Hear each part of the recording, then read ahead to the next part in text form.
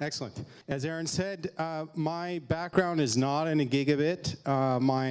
Over the last several years, I've been a researcher focused on the smart cities arena, and my PhD's in entrepreneurship, so pretty much everything I do looks at entrepreneurship innovation in a city's context. I have a pretty active research stream in this space, so I'm going to tie in some of my research activity and some observations from what I'm seeing happening in cities around the world and how I think, I'm only loosely tying it back to gigabit cities, but I think a lot of you can make the connections pretty strongly. I will talk about a few use cases, but I think you're aware of quite a few of them as well. So I'm going to start by talking about innovation in the 20th century, and this is I guess how I was trained in my PhD program in terms of what entrepreneurship and innovation is about. And I'm going to sort of show how all of that is not true anymore. We're in a different world. So I heard earlier today the suggestion or the discussion about Silicon Valley. I think one or two of you are from that area. How many of you have been to Silicon Valley, like in the valley? How many of you would classify Silicon Valley as a dynamic, exciting, creative, urban, pedestrian-friendly, sustainable, smart city type atmosphere? Not so much. Very, very far away. So even today, when you hear this discussion about economic development and entrepreneurship and innovation, you still hear cities around the world saying, we're trying to replicate Silicon Valley. We're trying to be the Silicon Valley of fill in the blank. I think that's the wrong direction because it's not consistent with where the world is going. We used to, and we still do, hear a lot about venture capital. Venture capital is for a very small, minute portion of the startup community. And of course, a lot of people in the Valley will even tell you that there's an argument that maybe the venture capital model is broken. I won't go into details why, but assuming Silicon Valley, suburban tech park, venture capital funded startup community is what all your cities want is a wrong assumption. We used to think about patents, building technology, proprietary technology, closed innovation systems. We used to do a lot of tech push. How many of you have heard of the Iridium project from 1999? $6 billion or so spent on launching 62 or so satellites into orbit for one of the world's first truly mobile global cell phone services. Sounds kind of interesting if you put yourself back in 1999 as a potential customer. Forgetting that now it's totally ubiquitous and everybody has smartphones and all that.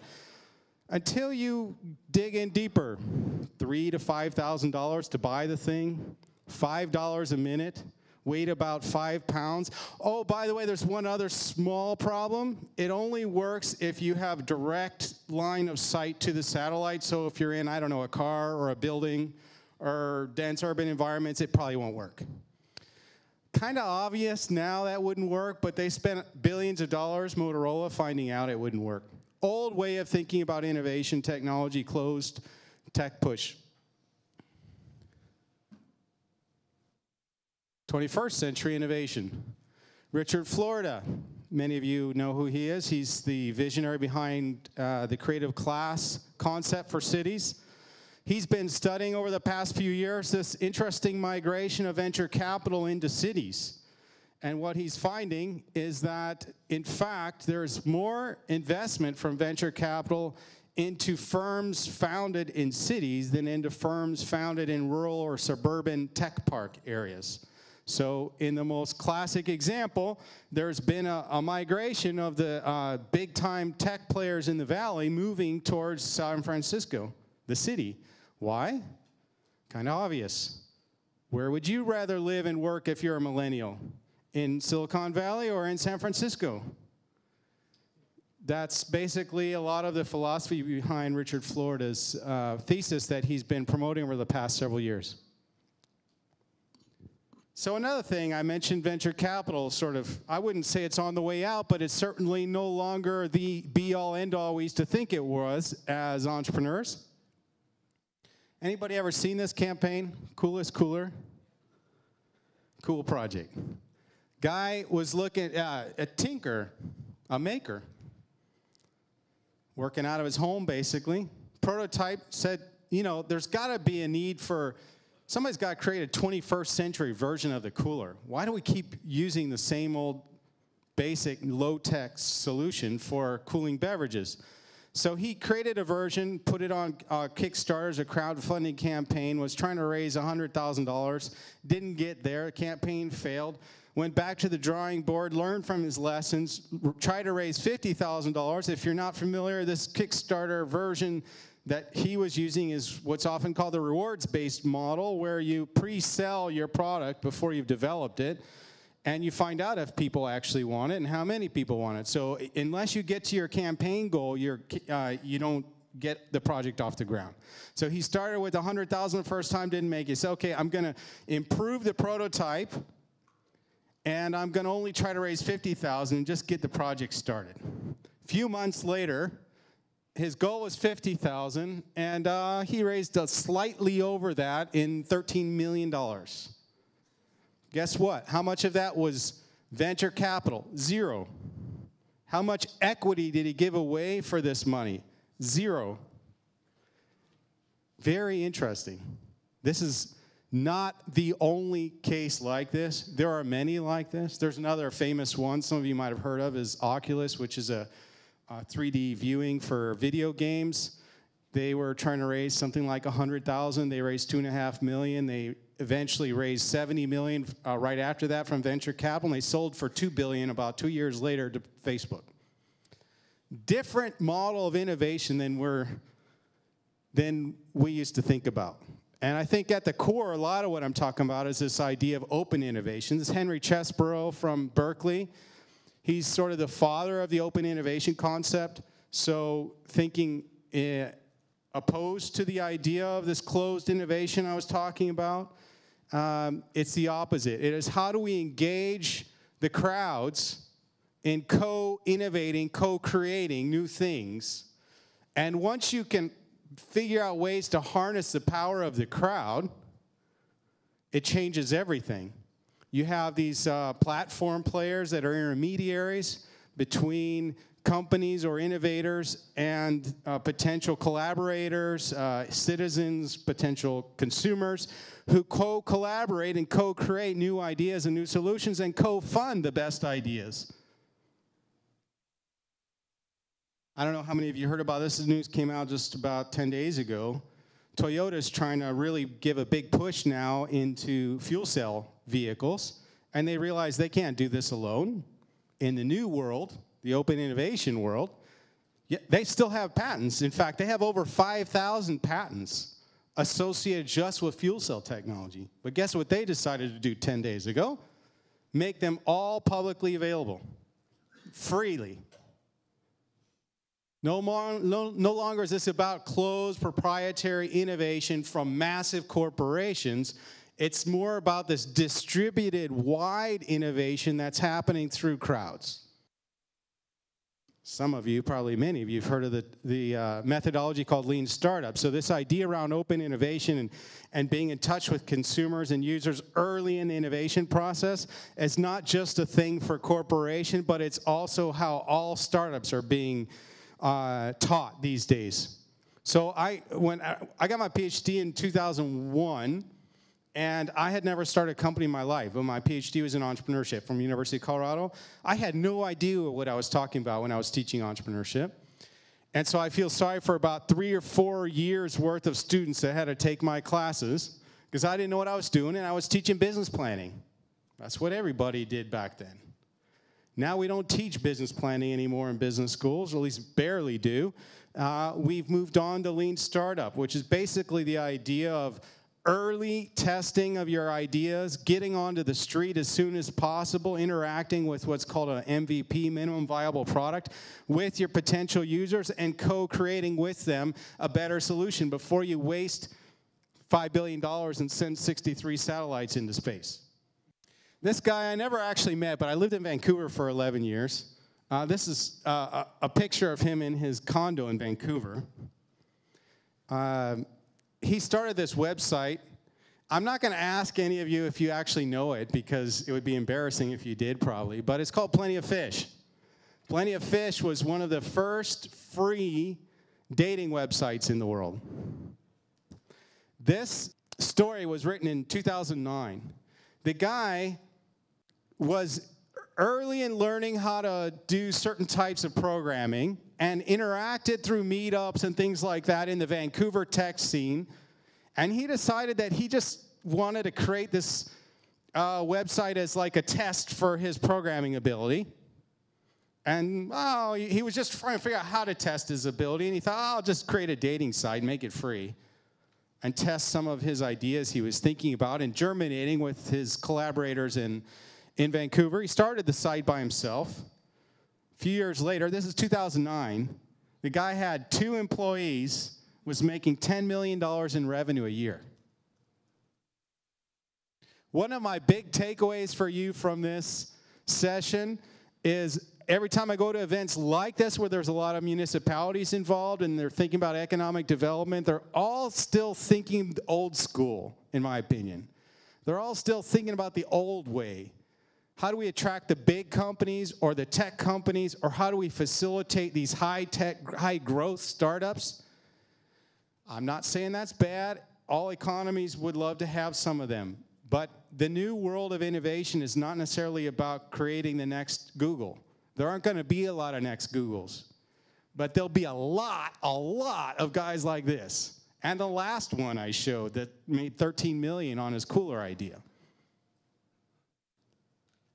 So what are the roles for cities in all this? So I mentioned Henry Chesbrough's the father of open innovation. I'm working on a research project where we've invited authors to propose or to present research projects related to this idea of how cities are becoming a platform for open innovation and entrepreneurship.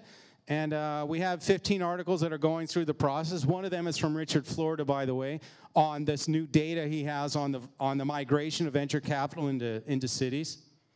Aaron asked me to talk about smart cities, so anytime I talk about smart cities, I have to show my wheel. This is a smart cities wheel I developed a few years ago. You can read much more about it in Fast Company, where I've published a bunch of articles about how to measure and benchmark and think about what a smart city is. I have a bunch of indicators behind this. Some of them include the percentage of homes and businesses that have high-speed bandwidth.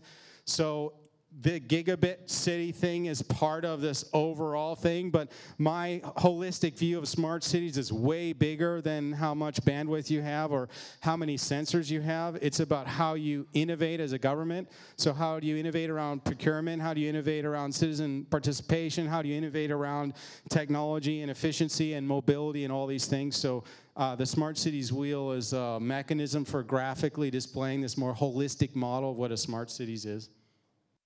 So this won't come as a surprise to any of you, but thinking about what cities are doing around this space that relate to what you're all doing, open data is a huge topic in smart cities, very big topic. Cities like Helsinki have over 1,000 databases open for the public. Internet of Things, sensorization of cities. There's a new city being developed in Portugal. It's outside of Oporto. And they're going to have about 1 million sensors installed, and it comes out, equates to about 400 sensors per capita, to give you a rough estimate. So you can think about the power of gigabit infrastructure and supporting all the things that might come after such infrastructure implementation. Somebody mentioned this earlier, but innovation districts are a big thing in the smart cities arena. And the Brookings Institute recently came out with a report a few months ago about that. Barcelona was one of the first cities to implement an innovation district. What's different about an innovation district in Silicon Valley? Silicon Valley and the suburban tech park thing is suburban, and the innovation district is urban. It is embedded into the urban core of a city. It's frequently, although not 100%, but almost always, done as a regeneration project as well. So it's frequently done in a poor area of the city. that has been underserved by infrastructure and investment over the past decades, and they use tax breaks and other incentives to encourage tech companies and startups and individuals to move into that space. In the case of Barcelona, they implemented high-speed bandwidth, faster bandwidth to that part of the city than any other part of the city was receiving as a way to entice tech companies to come. Of course, because it's a regeneration project, that also means lower retail and residential and commercial rental space. So this innovation district thing is hot. It's Barcelona was one of the first, but it was replicated by the mayor of Boston, also in Buenos Aires and Medellin. It's sort of a new thing that's happening around the world. It's very interesting. This is one of my favorite pet projects. I've interacted with the people behind it several times now. It's in Amsterdam. Super cool. They are partnering with 4 local universities in Amsterdam, with MIT, with the city of Boston, the city of Amsterdam, and several multinational corporations to treat the city as an urban laboratory. But we used to talk about urban labs with sensors only. This is way beyond sensors. They've identified 4 key challenges for Amsterdam that they want to co-create solutions for. And this is urban food systems, energy, water, and buildings. And so this collaboration is going to work through master's programs and incubation programs and everything else to come up with new solutions that they will then test in the city itself. And the ones that emerge will then be exported. And the idea is to sort of not just treat Amsterdam as a living lab, but also actually cement Amsterdam's status as a global innovator at the city level. It's a paper I published just a few months ago in a magazine called Technovation, where we looked at 3 different types of demand-side tools that cities are using or capable of using to stimulate sustainable technology innovation in their city, depending on where the technology is on the S-curve. So procurement for innovation is a hot topic now. The city of Barcelona, again, is a leader in this one. They experimented with this thing called BCN Open Challenge. 6 challenges, which are 6 problems they identified, a range of budget for fixing those problems, and no predetermination of specifications or a predetermination of what the solution they wanted. We're just going to define what our problem is, and we're going to let the world think about, again, this open innovation idea. We as a city might not be the smartest people to come up with the world's best solution to this problem. Why don't we identify the problem very clearly and let the world find the world's best solution? So they bring it out. They publish the challenges in 3 languages, and they let the world respond with interesting suggestions. The other ones are voluntary standards and incentives and regulation. These are all demand-side tools cities are experimenting with as a way to stimulate local innovation entrepreneurship. There's the open challenge from Barcelona I mentioned. It's another one I'm really following quite closely, doing a lot of research in this area, the whole sharing city space. I have a paper I'm working on. We looked at 18 different sharing activities that are occurring in cities right now that have a direct impact on sustainability in the cities. Seoul is trying to become the world's global capital city of the sharing economy. Why? They looked at their density, this high rate of smartphone penetration, and the environmental impacts of their current consumer society in Seoul, and said we could really position ourselves as a global leader. What are they doing? Everything from opening data, opening public buildings in nighttime hours. So they did an inventory of all their buildings and looked at the usage patterns and found that, surprise, surprise, 98% of all their public buildings were totally not used after 7 at night and pretty much not used ever on Saturday and Sunday. So why not let the community use these buildings for meetings and other things rather than let them go sort of wasted during that time. They've got funds to help startups incubate and accelerate startups in the sharing economy space. Sharing economy is very big, it's huge, and it's getting The proliferation of technology is a big supporter of the growth of the sharing economy, something I highly recommend you track if you're not. The maker movement and the rise of urbanpreneurs and civic entrepreneurs. So all this ties together. Some of you have heard about the maker movement, maker space.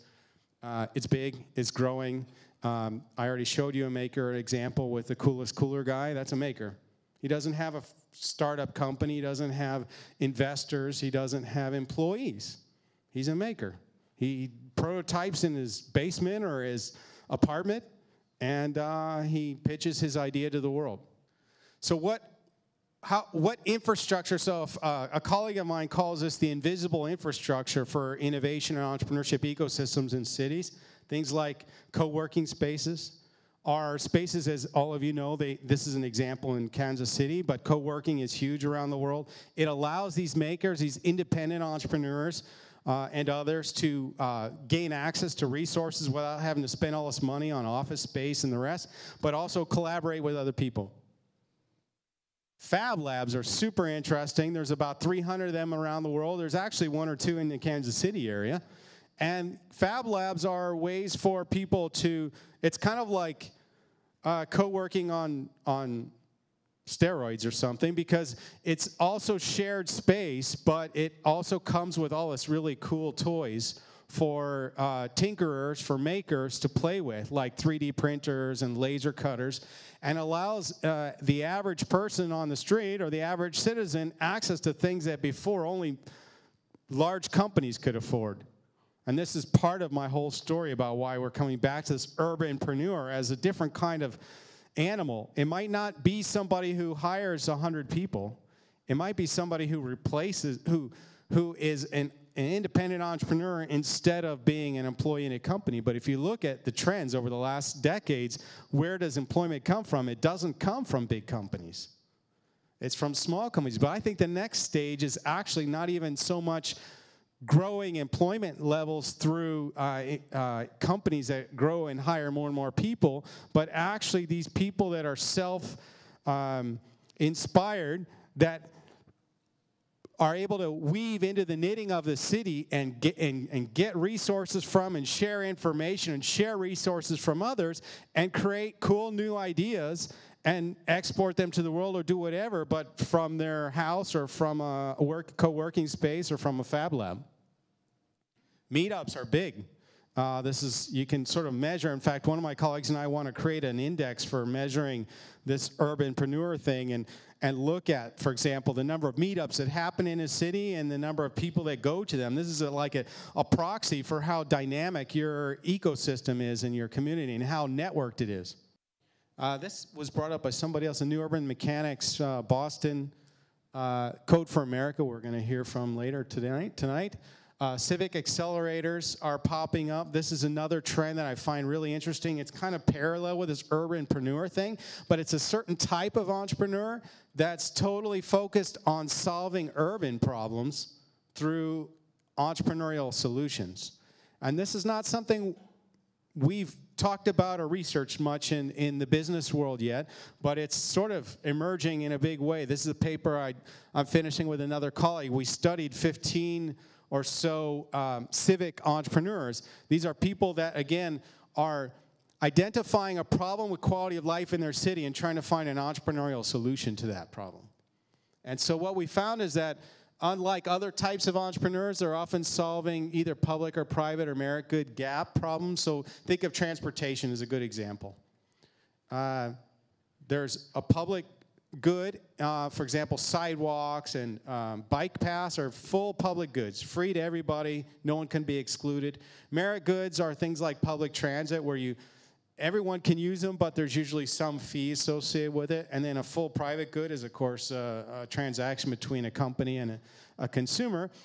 And so what we find is that civic entrepreneurs, say in the transit area, are finding that there's a gap in the marketplace in the sense that none of these are solving all of the problems. Might be the first mile, last mile problem some of you are probably familiar with. Think about all the car sharing, bike sharing, ride sharing innovations that are occurring. These are basically trying to solve gaps in the existing offering for citizens. And they're embedded in territory, which is unique, that they're part of the place. You guys all hear about and talk about placemaking. Civic entrepreneurs are part of the place. They're embedded in place. They feel the pain as a citizen, and they want to solve it. And we find they are more commonly going for collaborative solutions rather than other types of entrepreneurs that aren't necessarily thinking of collaboration, but a civic entrepreneur wants to collaborate often with the local government and local communities to co-create and co-solve a problem that they've experienced in their community. A good example, I've talked about crowdfunding already. I was talking about more in the traditional sense. We already heard from Jace Wilson earlier today. He was actually one of the people we interviewed for our study. This is his company, Neighborly.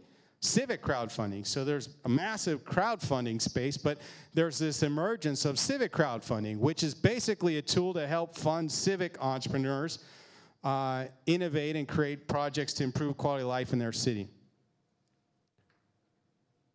That's it. Thank you. So I mentioned before, this isn't a fiber talk, but the work that he's describing is the work that we do here. And the KC Digital Drive in particular is pretty involved in it. And it's a hard thing to translate. I think, Bradley, you would probably say the same thing. Right? That probably resonates with you and what Burlington Ignite has done. And so here in Kansas City, I don't know that people would see us as doing all of this work. There's sort of a gap between what happens when you start thinking about what you do with fiber and all the stuff that you just ran down. So I thought that was a great overview, and would love to take some questions from people here. There's the mics are up, so Eric, if you want to come up, please feel free to ask any questions you might have about how to draw that out, because I think that's important. So Michael Curry is working on a report card for communities in terms of GDP. Michael Curry is working on a report card for GDP in terms of small business. Have you thought about a report card for communities in terms of these elements, or to look at, you talked about connectivity in terms of meetups. It would be really interesting, how can we measure this? Mm-hmm. How can we propel our communities forward in this space? Or tell me what you see, what's propelling these communities forward? Yeah. I'm certainly quite into measurement. My new version of Ranking Smart Cities has 62 indicators in them. As I mentioned, the penetration of broadband is one of, or two of the indicators I use. But it's important to mention that what I just presented is sort of my emerging research that doesn't involve, I haven't collected data yet on this issue that I'm talking about, which actually is very parallel with Richard Florida's work. But for example, his recent stuff looking at the migration of venture capital from suburban to urban, I'm actually looking at what I think is maybe the next stage. It's not just about emerging tech companies moving into city centers because it's more dynamic, it's where the young people want to live, but also that there's a new breed of entrepreneur I call the urbanpreneur, which isn't necessarily creating jobs or hiring a lot of people, but doing this other thing I talked about. That thing that I'm referring to, the urbanpreneur, I have a colleague of mine and I are looking at creating a composite index to measure things like per capita meetups, per capita things on co-working space, other ways of trying to measure this sort of ambiguous thing that's we're observing, but there's not really tangible evidence to measure it yet. But the indicators I use for smart cities are publicly available. I worked with the Smart Cities Council in the US this year to publish the indicators, so they're freely available. And the Smart Cities Wheel and the old indicators I used to use are publicly available on my website already, which is BoydCohen.com. So that's where we find the indicators, the 62 indicators on your website. The 28 that I used last year on my website, the 62 that I'm using this year are with, there's a link to them on the Smart Cities Council website, and also they're available in Fast Company, a recent article in Fast Company online. I think everything you said is spot on. Totally, I think this is a great keynote. Thank you. How do we get institutions, big institutions in our communities, to get up to speed with what you've been talking about? How do we convince them of these things and explain to them that this is the way to think about it? Yeah, Good question.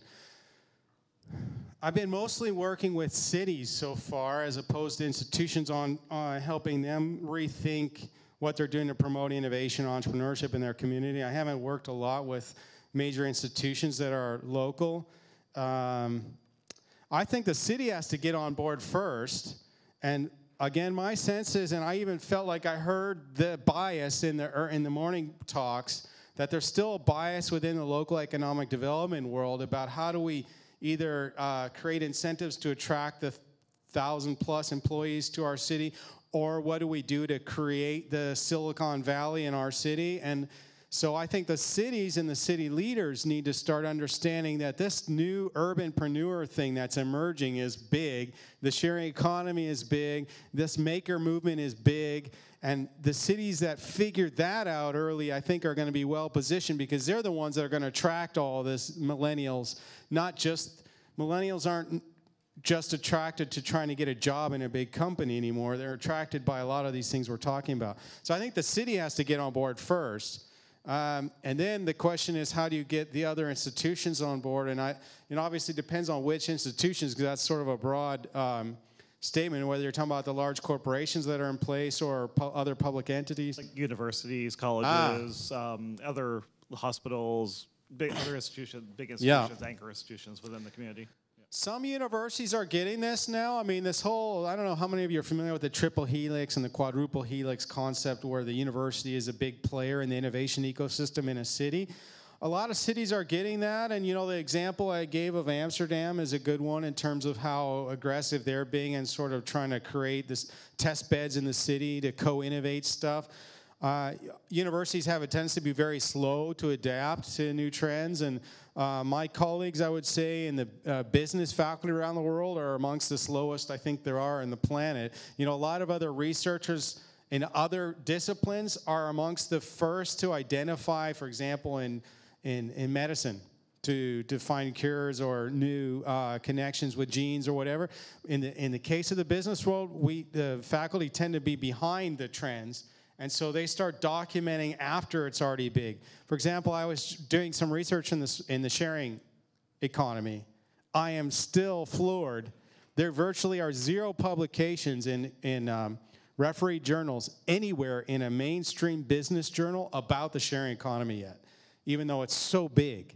So universities are slow, but some of them are getting it. And it's a question of having some individuals in these institutions that embrace this stuff too and become a champion to try to at least pilot something. Like I found in universities, they're often not very excited about doing a full-scale center in something like the sharing economy. But if a researcher starts researching the sharing economy locally, and then say a corporation funds some of the research because they're interested in a part of this or the open innovation or whatever that might be, and that goes well, they're following the money, and then they start saying, wait, maybe there's something here, and then you can build it. So it's maybe not take the big leap. Not all the institutions are ready to take a big leap. Sometimes they have to do baby steps. My name is Denise Lynn, and I work with the Ash Center for Innovation at Harvard Kennedy School. And one thing I think that's interesting is the fact that the fiber community and also the innovation community sometimes has a similar issue with city governance as far as finding or pinpointing someone formally in the city government who owns the issue. Cities recently have, Boston for instance, they just hired a new chief digital officer. Chief innovation officers vary in what they're responsible for across cities. Do you think one city in particular is institutionalizing either fiber or innovation? And how do you think that will pan out in the years to come? Yeah, good question. All that's pretty emerging, as we all know. The whole CIO, CTO, innovation officer at the municipal level is pretty new. And I don't know that any city's gotten it quite right yet. I've worked with a lot of cities, both more in Europe and in Latin America in this area. And for example, Buenos Aires has a whole ministry in the city called modernization. They have like 100 employees, and the minister is in charge of modernizing the city and cross-cutting innovation, they have a lot of problems, as you can imagine, because Buenos Aires is a big city, and they have like 15 ministries. And the modernization ministry does not have really any authority over anything, over transportation, over education, over anything they want to innovate on. So they have to find ways to collaborate, and there's a lot of infighting because the other ministries don't really want to play nice with them because they feel like the modernization ministry is trying to force them to do things differently than they want to do them. In Santiago, where I live now, we have a grand mayor who, and again, I think this political will is a huge factor. The cities that really are driven by mayors that get this and want this to happen are often willing to invest resources and hire somebody who will be the right-hand person for this. And in the case of Santiago, we do have now a right-hand person who's like the point person for anything around innovation. Barcelona has an office of, they're kind of messy though. They have a smart cities division, which has like 5 people. They do amazing stuff. But then they have a chief innovation officer and they have several others, and they're all kind of parallel. So no one has ultimate responsibility. So I guess my long answer is I don't have a lot of exposure to a city that I think is like the prime example of how to manage it. I just had a meeting with a chief innovation officer in Barcelona like a month ago, and he's still trying to figure out how they coordinate all these innovation activities that are happening in all these different government offices. But it's I think to get to your ultimate question, which is what's the next step in this, I think you will have to have a single authority that has some resources and ability to coordinate with other elements within and outside of the city. Boyd, actually, as aware, the co-chief innovation officer had in Nashville, just really appreciate your presentation. I'm curious what your, all of your field research has shown in terms of the role of the city. Oftentimes, these urbanpreneurs or these innovators, they are very much innovate first and then maybe engage with the city later. They're very disruptive in the positive sense of the word in that sense, where you can actually just go and scale out something. Airbnb and Uber and all the ride sharing are perfect examples right now of companies that are based on a technology platform that then are now faced with scores of cities that are responding with different ordinances. And so I'm curious, as you are working with the innovators coming from that disruptive side, how that can be bridged, because it seems like the cities will never be the ones driving that innovation, but then afterwards there might be a convening role, but after the fact sometimes feels too late already. Yeah. So I'm curious what your thoughts are. I totally agree. I almost included a slide on that. I just published another paper because we studied about 20 business models in the shared mobility space. So we looked at ride sharing, car sharing, and bike sharing business models really around the world. And we were trying to understand what the proper relationship was between the entrepreneur and the city in these areas. And this is not going to come as a surprise to you because you're tapping into the same issue we identified. But we basically discovered that the business models that are going to have the most longevity, in our opinion, based on our review, are the ones that actually have embedded relationships with the cities, and the sooner the better. Now, this depends a lot on whether or not they would be within what we would call the civic entrepreneur space. So are they trying to solve... This is the kind of thing I think is so fascinating about the civic entrepreneur space, which is they're trying to solve a problem that probably historically everyone would presume is the responsibility of city government. So if transportation is a problem, it's not an entrepreneur's problem, it's a city's problem. But these new civic entrepreneurs are saying, hey, there's a problem here and the city can't be expected to solve all our problems, we're going to solve them. The platform version, we found 3 types of civic entrepreneurs. There's a neighborhood scale, a city scale, and a platform scale. The platform scale are the ones that are least likely to talk with cities before they do it, because they are the most scalable. They can go to multiple cities in a few months' time and be present everywhere. And so they don't have the time or the patience or the insight to interact with any one city, and they're thinking more like tech entrepreneurs have, previously around scalable business models. The neighborhood-based and the city-based civic entrepreneurs are immediately looking to collaborate with the local government, with local neighborhood associations. So it's a platform play is a tricky one because it's hard for a platform tech play to try to enter into relationships with hundreds and eventually thousands of cities in a short period of time. But in order for them to be successful long-term, they're going to have to find ways to do that. And I think some of them are, as you say, they're retroactively trying to figure this out because they're running into so many hurdles, Airbnb and the rest of them. The last piece I'll just throw in is in terms of the policies that you're seeing around the urbanpreneurs. Nashville is benefiting from a lot of these kind of co-working and then also urban manufacturing type. But there is an increased demand for parking.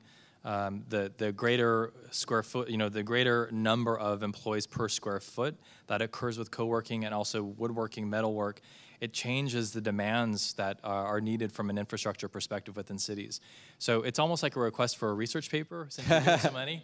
Could you do also a research project on that policy response to that increasing, that densification around employees, because it has immense impacts from public transportation all the way to, sidewalks and walkability and biking and all of that. So just great to see your research. So. Thank you. One of the points on that I didn't talk about, but a lot of people are hoping that part of this phenomena I was presenting around co-working and 3D printing facilities and fab labs and all this stuff is that there's a possibility that in the future some of the stuff could be located in suburban or satellite city areas and actually help stem the flow of urban migration into the cities, which would be a counter to the problem you're identifying in that everybody, because right now a lot of these facilities are in urban core areas, but in the future I think you'll see them more in remoter areas that will allow people to telecommute instead of going to their corporate offices,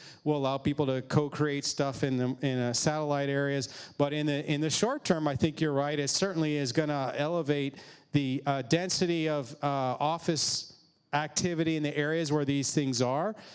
In some cases, it's not a bad thing, because in a lot of cities, they're doing this in urban regeneration plans where there isn't a lot of density or people working there, but in the places where it is, certainly a problem, although you find that a lot of the people that are most attracted to this stuff are not the car-driving public.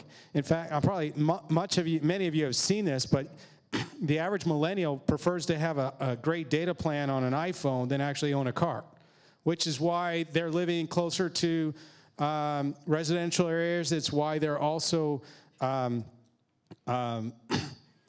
participating in all these sort of co-working spaces. So it's a different generation, and so the vehicle traffic issue may not be as big for that audience, but they certainly create more density.